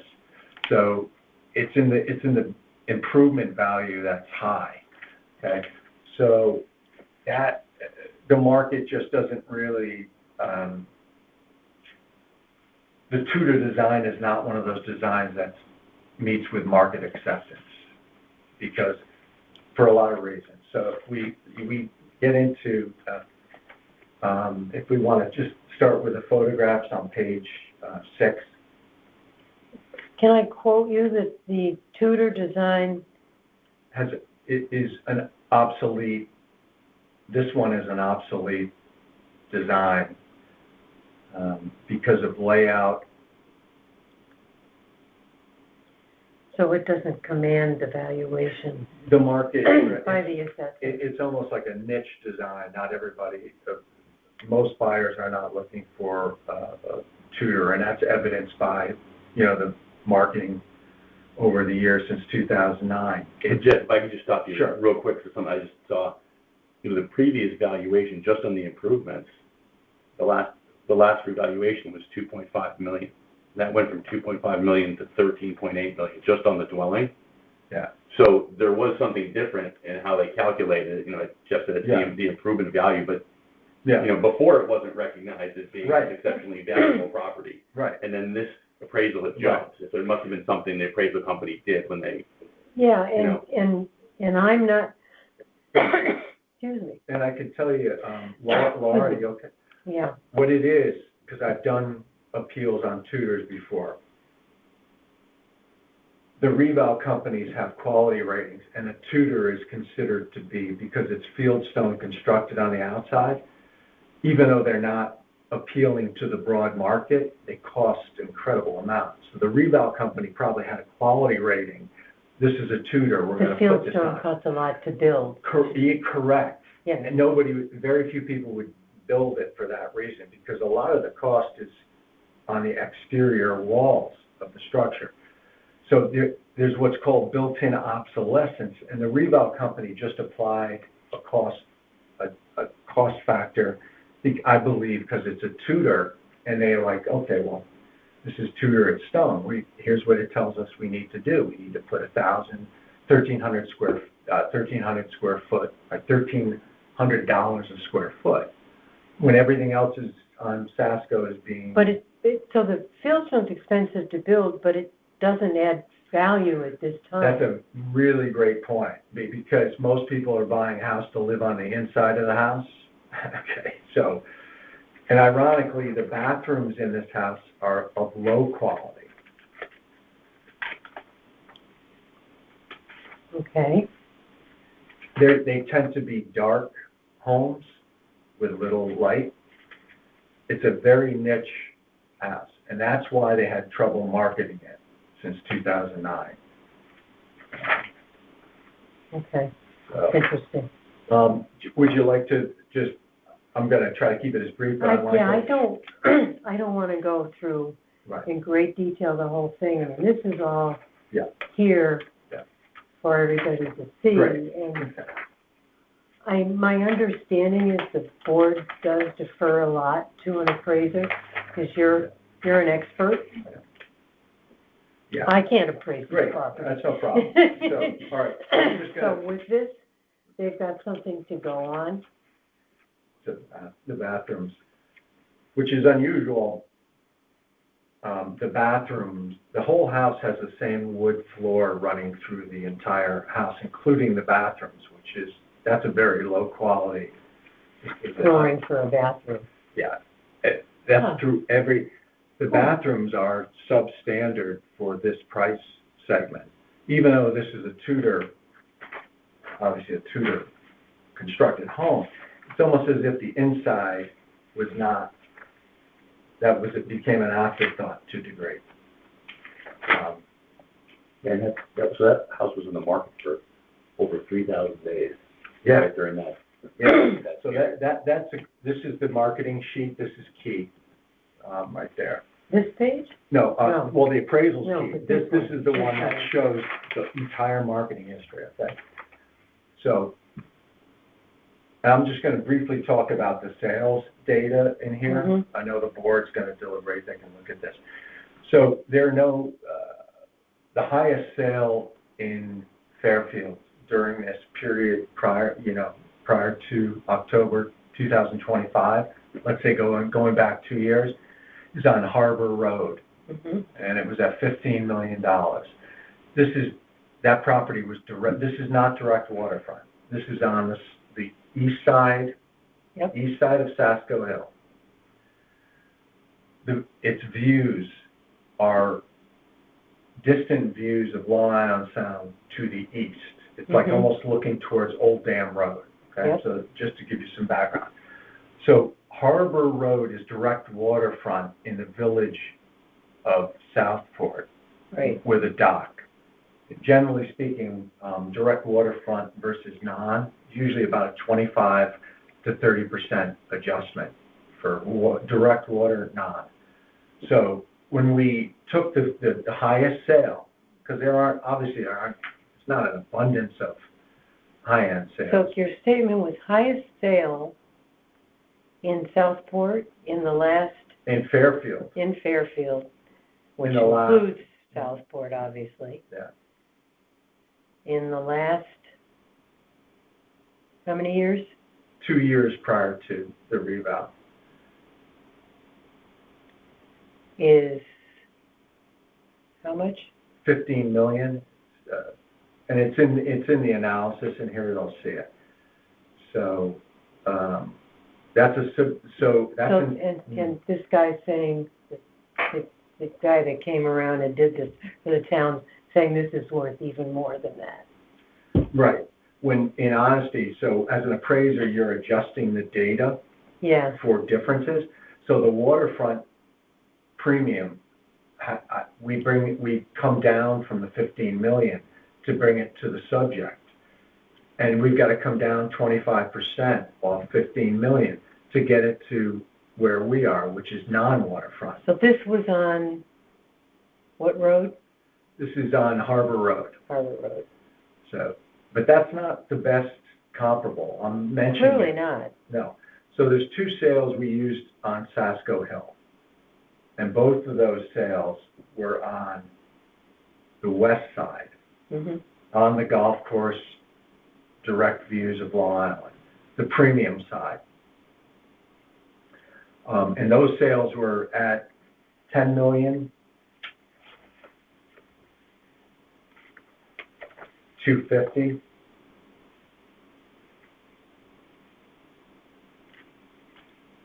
And just pulling it up. Was one of them Jack Welch's house? I don't believe so. No. 640. You know which one was, don't you? Yeah, Yes, okay. 640. Everybody knows, You right? do have beautiful views, I mean, wow. Yeah, it's unbelievable. 640 Sasko Hill on the, let's call it the Superior View side on the golf Mhm. course, sold for $10,400,000 in April of 2025. And that's in here? It is. It has 13,000 square feet. We have 11,000 square feet. So it's a good comparable. Yeah. Very good. And that's at 10.4. And you're asking for 10.7. Correct. Because the data, if you look at if we go to the adjustment grid,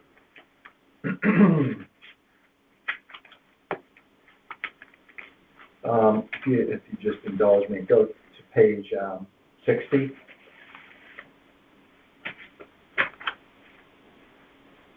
Okay. Okay, check it out. So those are the data points or the sales used. So that has the 640 Sasko Hill at 10,000,004. Then it has Pequot Avenue, okay, is direct waterfront. Mm-hmm. That sold in July of 2024. August 2024. Sold at 10,650,000. It's direct waterfront. Again, in that just above 10 million. Mhm. Then you have Harbor Road, which we discussed, 15 million. But that's in the village of Southport. It's a superior location, and it's also direct waterfront. So there's large downward adjustments to that comparable for superior view amenity, direct waterfront.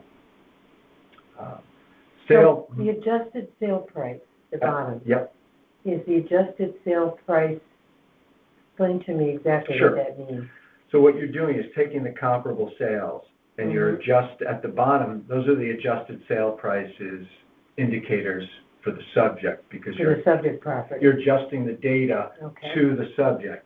So this is what the indicators show the range for the subject value.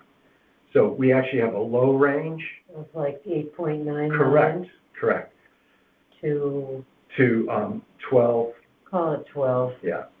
And to be honest, that Harbor Road is probably, I give less weight to that sale because of the number of adjustments and the fact it's located in Southport and it's direct waterfront. The adjusted range is 8,856,000, is that right? Yeah, 8,866,000 to a high of 12,900. The average for the median of all of those indicators is 11,181,000, and the median is 11,085,000. 11,181 is the average. Median is 11,085,000. 11,085,000. Okay. So, But you're congested this morning. You're asking to go to 10.7.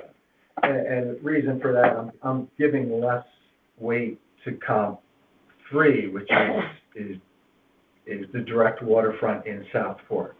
It's not on Sasko Hill Road, right? So the best, one of the better comparables are sale 1. So the comp 3 is not as good because it required a 25% adjustment, which you'd rather not make those. So we're limited to what sales we have. Do you know what I mean, Laura? We can only use what we have. So I've used the 640 Sasko Hill is not direct waterfront, but it has a better view. And also 794 comp 4 is across the street. That's not direct waterfront either.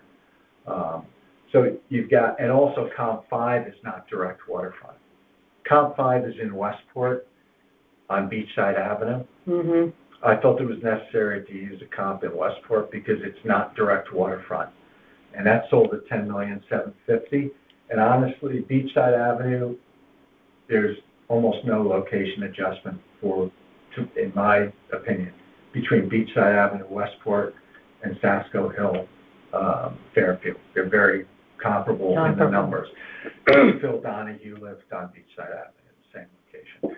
So, you have to use the data you have. So I use 385. What it does in appraisal terms, it brackets the value for us because you're taking a property that's superior at 15 and you're bringing it down through the appraisal adjustment process. So what it's telling us, if that's direct waterfront and it's superior, our value is much less because direct waterfront is, as I said, and if you look at, I think, who's the reval company? Is it Tyler? Tyler, sure. So when Tyler is when they do their valuation and they look at waterfront versus non, their adjustment is going to be the same. It's going to be 25, probably 30%. So you have that 15 million. You've got to come way down off that for that factor. Everything else that's not waterfront, direct waterfront, is sold in the 10 million range. So on Sasko Hill Road, in that 2-year period, the highest sale was $10,650,000 on Sasko Hill Road. Okay. So,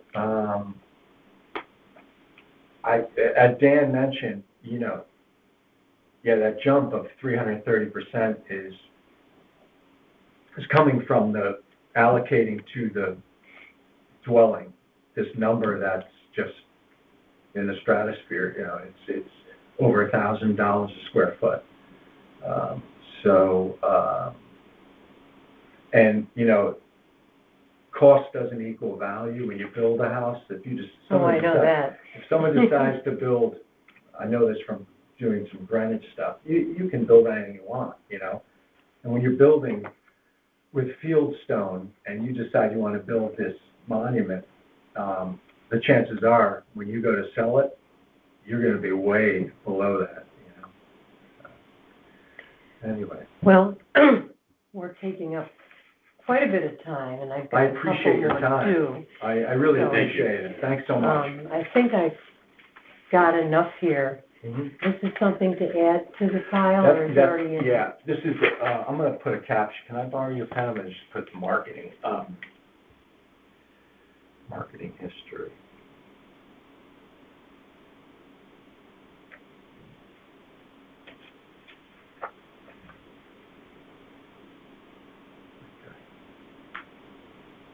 Okay, yeah, that's, you can put that should be kind of front and center, I think, because that kind of really tells the story.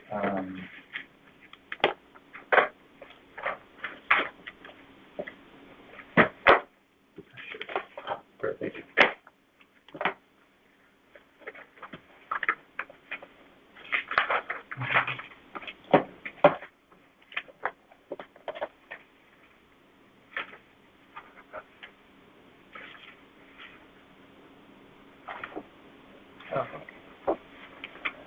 Great.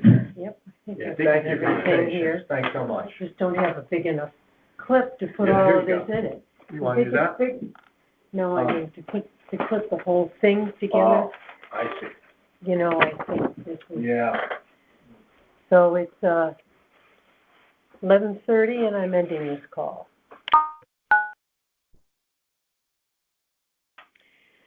So I am doing,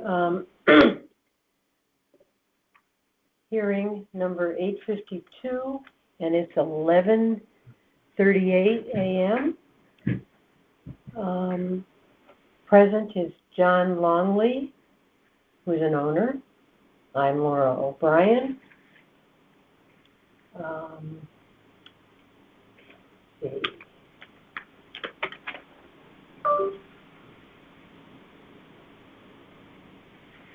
And the property is at 278 Whiting Pond Road. So, John, I need to swear you in. Okay.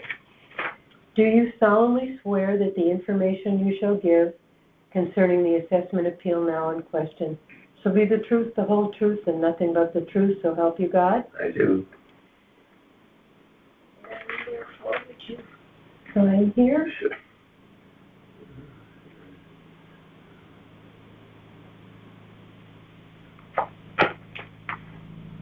Yep.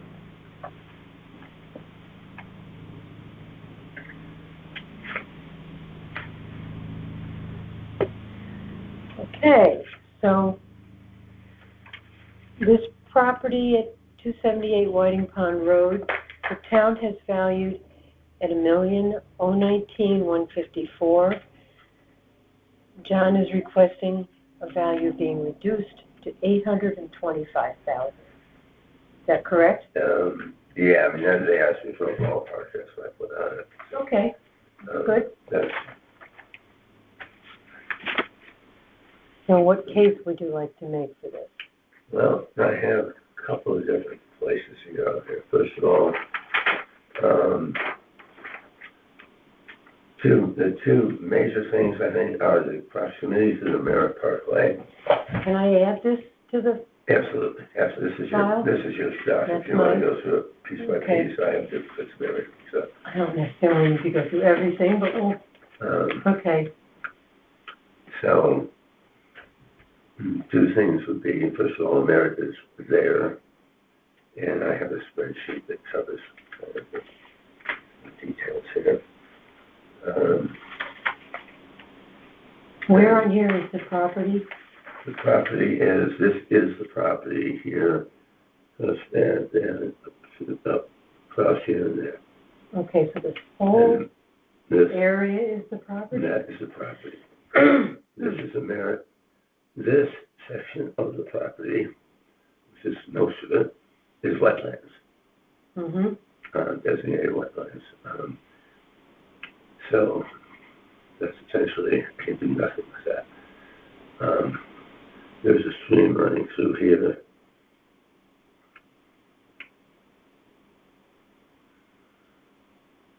Okay. But this is the town's designation of the wetlands. This was done some years ago. There's a date down there. And they say that it might be a little bit off, obviously, because this is a house. So the wetlands lot is But probably... it's adjacent to the house. Yes, yes. This is, I mean, essentially it's the distance from, let's go straight over there, but it's,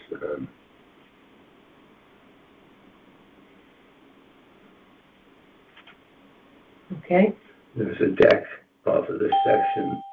This is a photograph of that. Shows you I'm about 120 feet from the minute.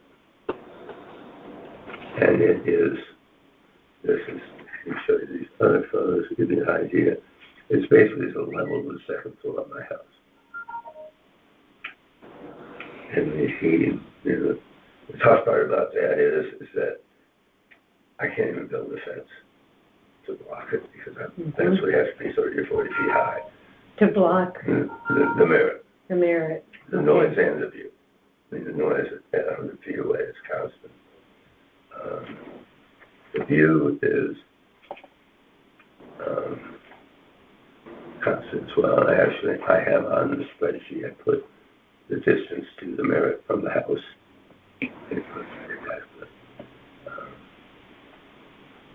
Of course, you knew that when you bought it, didn't you? Oh, I did, yes. I'm just going to compare this to some other houses. I know. But, oh yeah, no, because, I mean, but it does definitely affect the market value. I mean, this is coming down to my driveway, this is the garage. As you can see, the merit is right there, so. Mm-hmm. You come to look at the house, the thing you see coming down the driveway is the merit.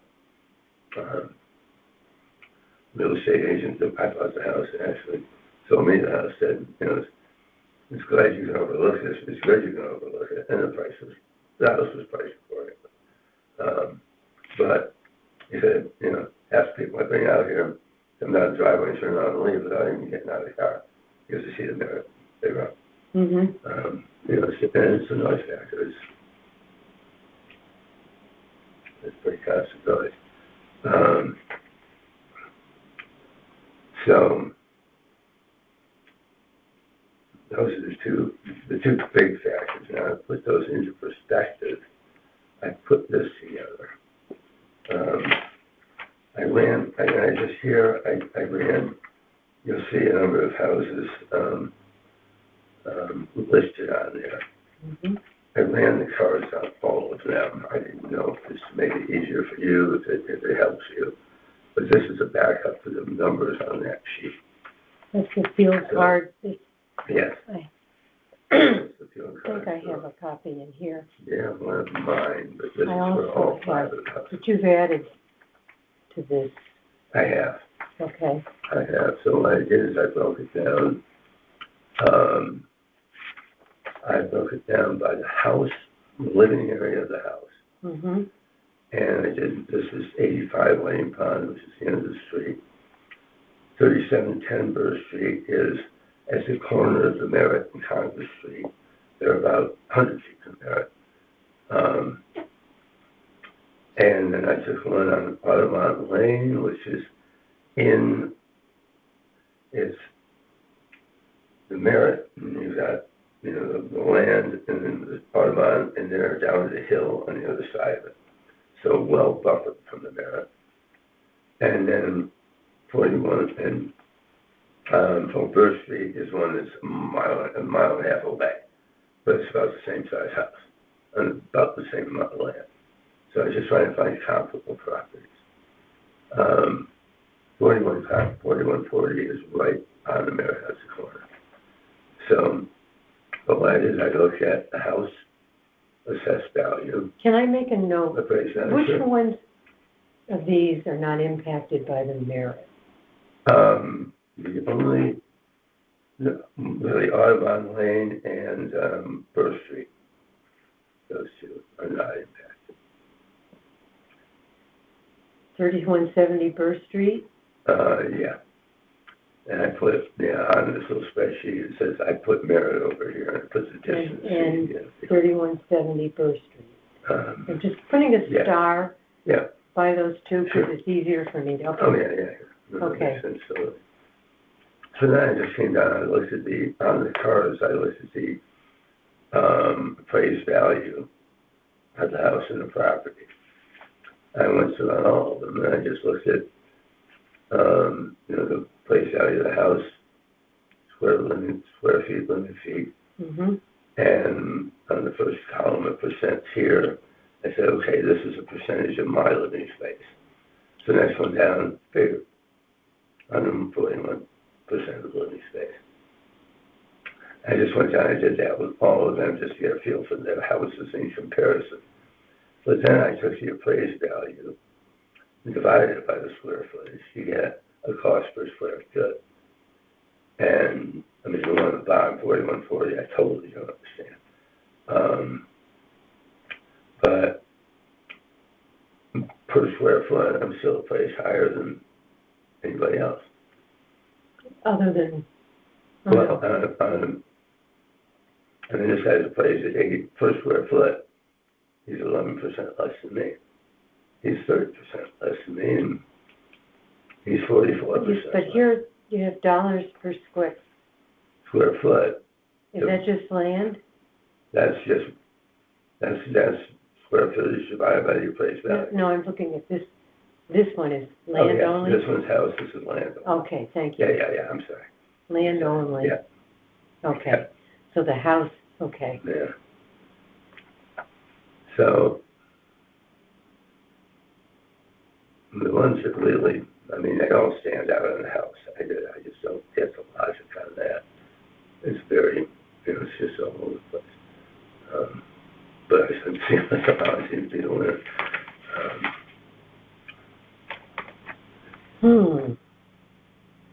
Oh, here's the other cards. If you want to see these.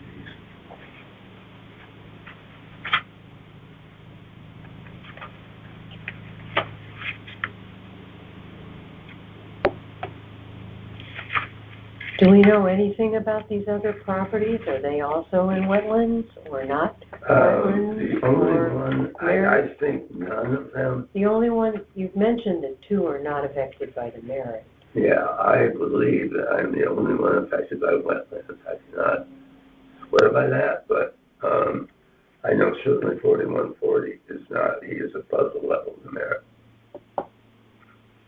Which one? The 4140, the bottom on the list. So that's no wetlands. He's absolutely no wetlands. I do not believe the other ones are. I can't say if they are as minimally.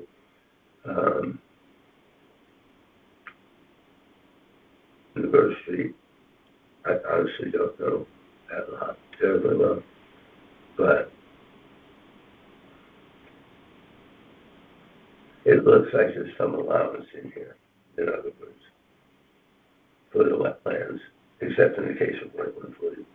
But it's not very much considering the amount of wetlands I have relative to my property. Your property has a lot of wetlands. Yeah, I mean, it looks, I mean, I know this is my driveway, that's all that fits. And this is my usable land, and that's all wetlands. So it's a very small So, percentage I would say of it's, property that is usable. yeah, I would say it's, generously 30%, or 40% would be generous. I would say it's maybe, I don't honestly, I did not go back to my geometry last year, it's 8 million years ago to figure that out. But just, stick to the math, yeah. So you're arguing that the value placed on the land is excessive. Yeah.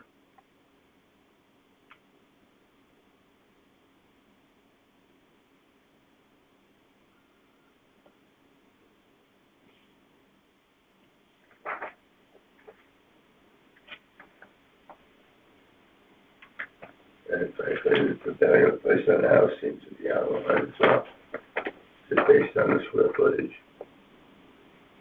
Well, you know. the square footage, the price per square foot doesn't always work, Okay, you know, because it's how the house is laid out, how much has been renovated. There's a lot that goes into it. well, So I can't, yeah, okay. you know what I'm I know, what I'm saying. yeah, We don't, but, pretty serious discrepancies. I mean, one of them is 15%. That seems a little outrageous. This whole valuation seems kind of crazy. well, there's always a lot of subjectivity.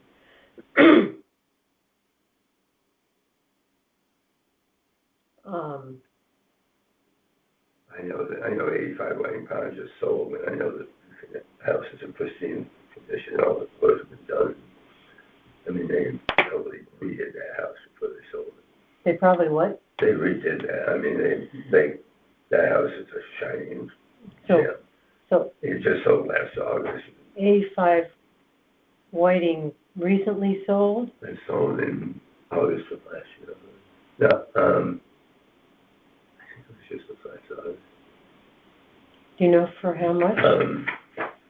Yeah, it was 9 something. I have it here. I know where to find it. Change history somewhere. You know where it is on these cards?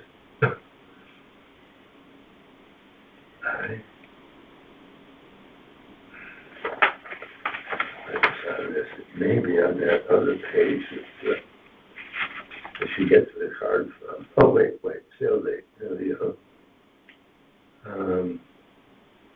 998 Giflet for 7/22/25. It's 85 Whiting? 2025 on July Yes. 22nd. Not the 85. How much? There's the sale. It's yeah. Sale price $998? Yeah.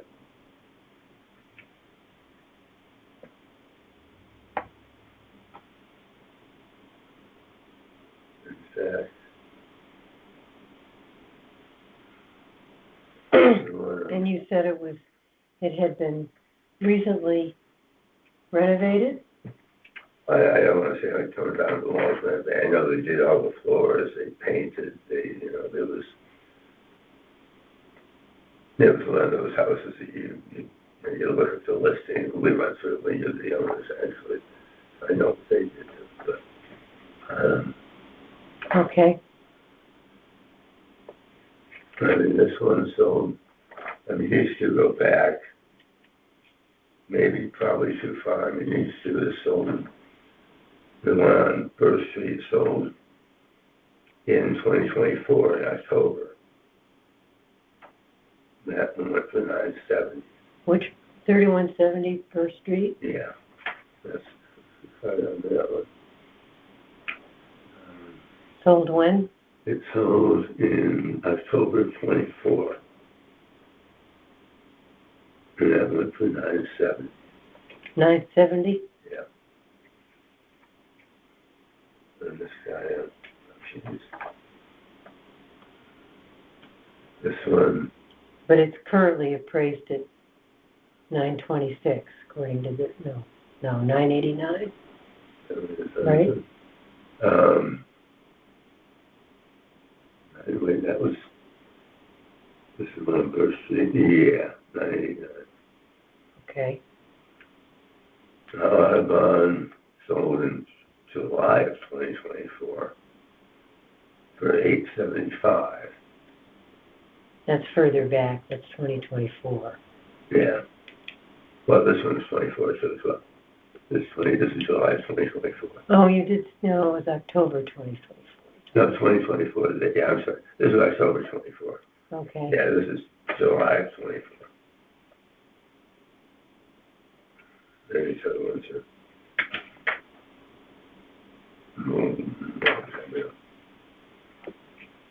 Well, the 110 Audubon is close to the Merit.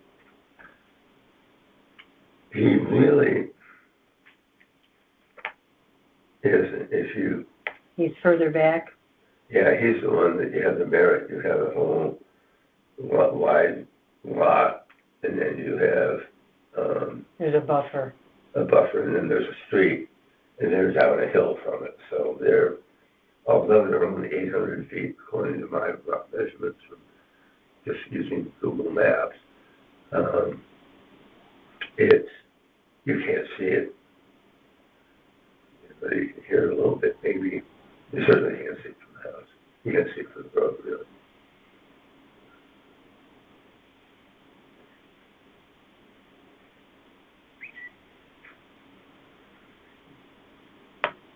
Hang on just a second.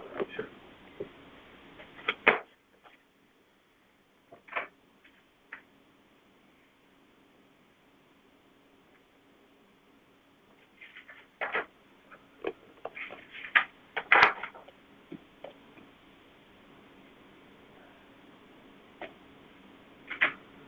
Trying to make lunch plans. Pardon me? Trying to make lunch plans so that I answer That's fair enough. text. Gotta eat.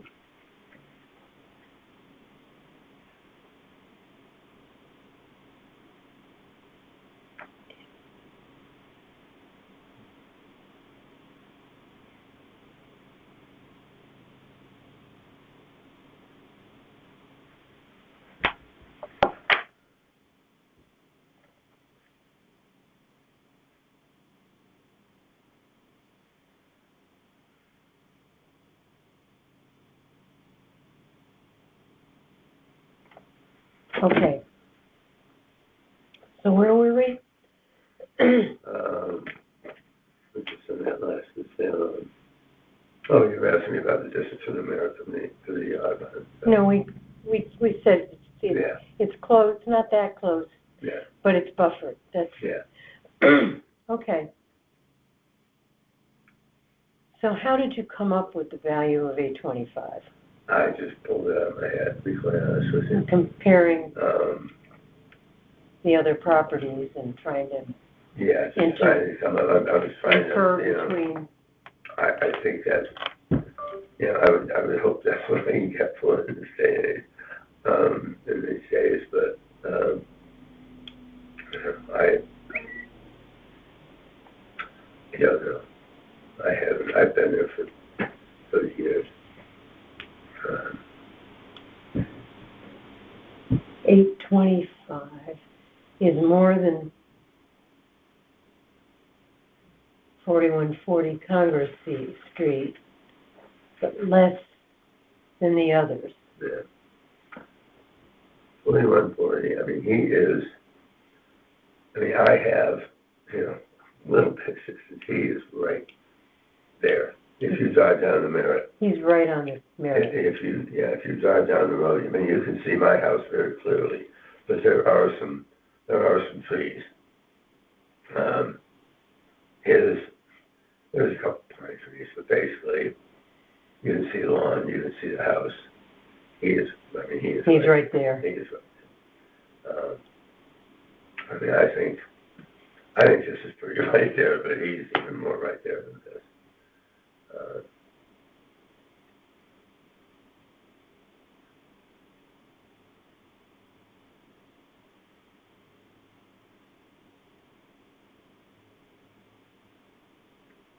Although I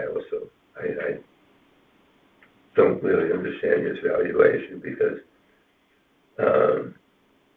keep in mind, he has, you know, his land, I have 97,000 square feet. He has 155,000. So although he's right on top of the Merit, he has, you know, half, 60% more land than I do. But it's all on top of the Merit. Right. I know, but mine, you know, mine is actually 30 feet farther from the Merit than he is. 26 feet. Okay. So, I don't know how the board will look at this. I'm not an appraiser myself, so it's hard. Do you have the photographs, all of that back? A I photograph think they kind of clarify that, you know, this, I mean, you mean? yeah. Yeah, Look, got it this. just, you know, there's a car. Yeah, no, I have it, yep. Okay. I just was kind of help illustrate it. The only other thing that, and it might be too late and more than you want to do, but had you gotten an appraisal from a certified appraiser? I have it, I could. What's I'm that? sure I could, yeah, I honestly didn't know that I was trying to do it. That can help, because they're better than either of us Right, at putting the right number in between the others. They have techniques they use right. to value. It might be too late. Is this for me to add to this, or is this already? This is probably already in here, though. I mean, the only thing you don't have Oh, that's different streets. are those, Okay, so I'll wait, put it in. do you have this thing I gave you then? Well,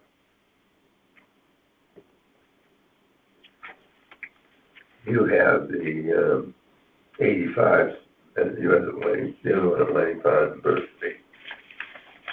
And that's probably out of body time, I'm guessing. This is you. That's just me. Yours.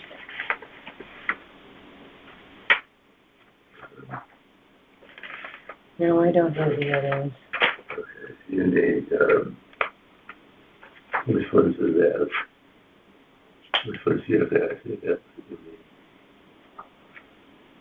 need. 4140. No, I don't have that one, so I can add Okay, it. you have one there, Arlen? Probably not.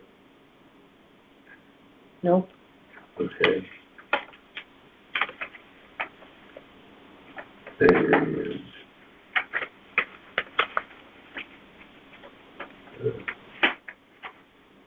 should have mine.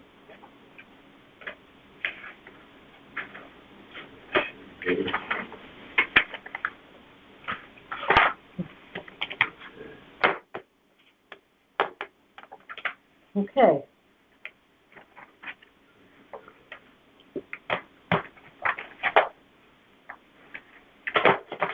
When you find a place, I don't just call my local real estate agent, I assume. You could call a real estate agent and they could hook you up with one.